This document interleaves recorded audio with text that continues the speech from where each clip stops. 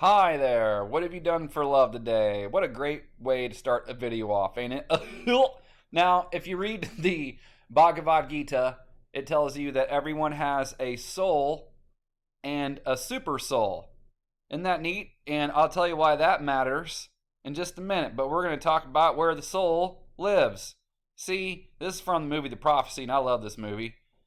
Dee's soul lives somewhere in the throat region, somewhere in here. And as they tell you, right, God said, let there be light. And that comes from the throat. See? And there's Christopher Walken next, looking for the soul inside these kids' throats or necks. And so when God said, let there be light, that comes from the throat, and the throat is ruled by Venus. And as I said, soul and super soul.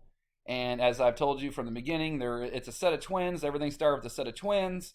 And that's a whole other video for another day. But let there be light, throat, it's somewhere in the neck throat area. Okay, the same thing in Pulp Fiction. And they say that the suitcase has got Marcellus's soul in it. And you see the band-aid on the back of his neck? And that's what the whole thing is about. The prevailing theory is that the briefcase is Marcellus's soul and that he sold it to the devil in exchange for his prominence and success. If you watch this movie's killer. 1986 remake, Invaders from Mars. It's remade from like a 1950s horror movie. Guy who did Chainsaw Massacre, the original, Toby Hooper, did this. Same thing. You can tell they're aliens because this band-aid on the back of their neck, right? So that's where the soul lives. Now, the super soul, the seat of momma, is in the heart. That's in the heart, as you see right here. There's the heart, and there's the super soul. And then here comes imposter momma, the taker of children, Saturn Cronus. I'll swallow your soul. If I wasn't feeling a little lazy, I would have cut that in from the Evil Dead series. Now, why this is important. We'll change this because that's a little dark, right?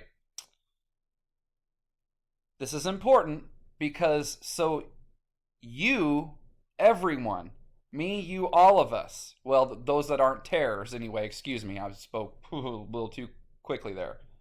We can all tap in to the super soul, meaning we can all tap in to what the creator is and what the creator.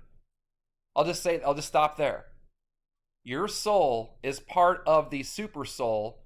It's inside your body. And so that means you can tap into it. All that information, all that knowledge, all of that love is there for us to tap into.